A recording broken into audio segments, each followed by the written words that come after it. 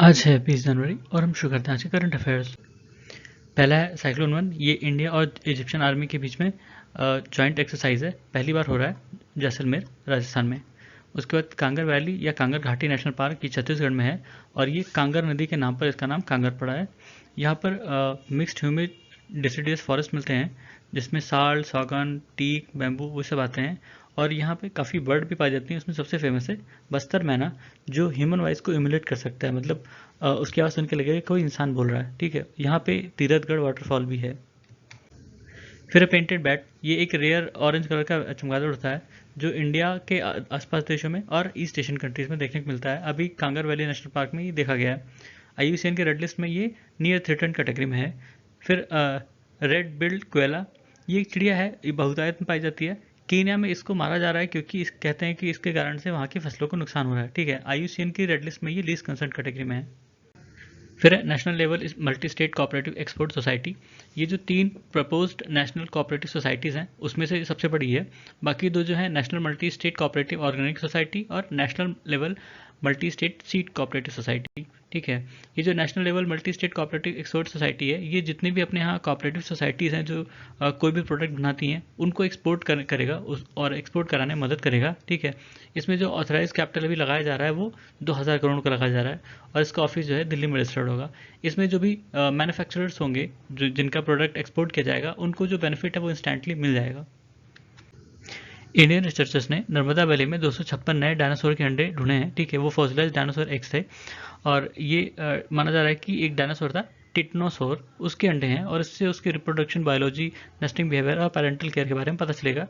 ठीक है, और ये जो रीजन है जहाँ पर ये अंडे मिले हैं, ये लेबट्टा एक्सपोजर का ईस्टर्न मोस्ट पार्ट है जो कि जबलपुर से लेकर बलसीनोर के बीच में पड़ता है। ठीक है, लेबट्टा एक्सपोजर की बात करें तो लेबट्टा एक्सपोजर वो सेडिमेंट्री रॉक हैं जो डायनासोर फॉसिल से बने हैं और ये मतलब सबसे ज़्यादा एक्सपोजर है वहीं पर नर्मदा वैली में। इनका एक्सपोजर जो है, टिटनोसोर एक प्लांट ईटिंग डायनासोर था। ठीक है, और ये करीब 140 मिलियन ईयर एगो था। ठीक है, सबसे बड़ा जो इसका स्पेसिमेन मिला है वो अर्जेंटीना में मिला है। फिर एक केन बेतवा लिंक प्रोजेक्ट, इसमें केन नदी में जो एक्सेस वाटर होता है उसको एक कैनाल के थ्रू, कंक्रीट कैनाल के थ्रू बेतवा के बेसिन पहुंचाया जाएगा। ये बेसिन बुंदेलखंड रीजन पड़ता है जो कि बहुत सूखा इलाका है, इसलिए वहाँ अक्सर पानी की कमी होती है।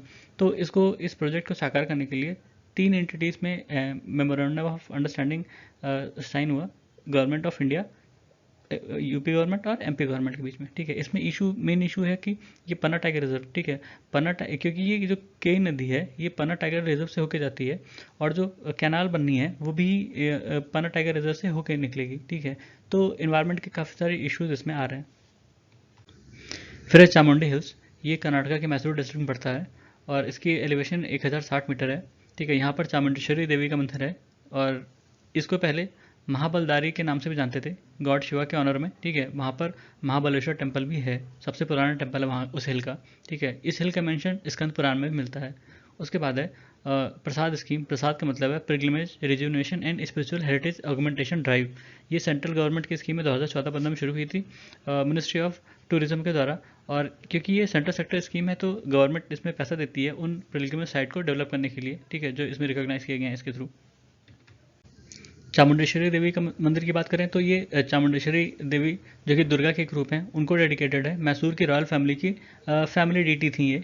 ठीक है, और इसमें 1000 स्टेप हैं जो नीचे चामुंडी हिल से नीचे से शुरू होते हैं ऊपर तक जाते हैं। द्रविडियन स्टाइल में बना है और इसका गोपुरम जो है वो 7 टियर का गोपुरम है। फिर हक्कू पात्रा। हक्कू का मतलब होता है राइट, पात्रा का मतलब पेपर या डॉक्यूमेंट। ठीक है, ये कर्नाटक की स्कीम है, अंबेडकर रूरल हाउसिंग स्कीम। उसके तहत वहाँ पर हक्कू पात्रा डिस्ट्रीब्यूट किया गया उन लोगों को जिनके राइट्स को रिकॉग्नाइज किया गया या उनके जो उनकी प्रॉपर्टीज़ थी उनको रिकॉग्नाइज किया गया और उनको ये लीगल डॉक्यूमेंट दिए गए।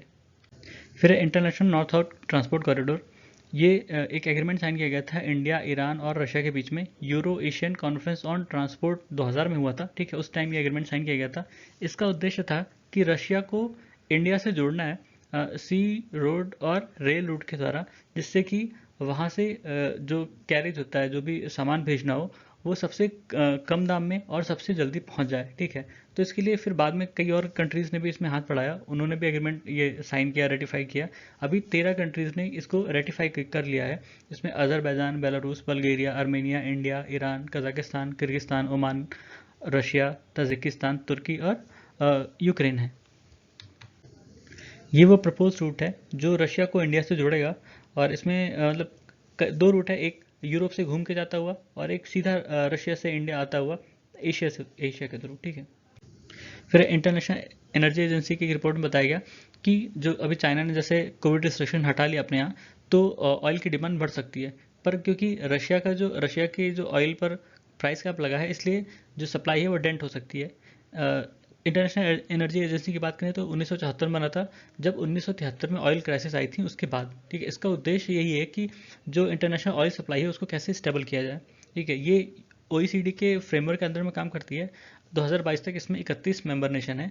इंडिया ने इसको 2017 में ज्वाइन किया था, और जितने भी मेंबर नेशन हैं उनको ये मैंडेट है कि वो कम से कम 90 दिन का क्रूड ऑयल सप्लाई अपने यहाँ रिजर्व में रखें, ठीक है। जो भी उनके यहाँ पिछले साल जितना भी इंपोर्ट हुआ था क्रूड ऑयल का, उसका 90 दिन का स्टॉक उनको रखना पड़ेगा, ठीक है। तो ये थे आज के हमारे करंट अफेयर्स। सुनने के लिए धन्यवाद।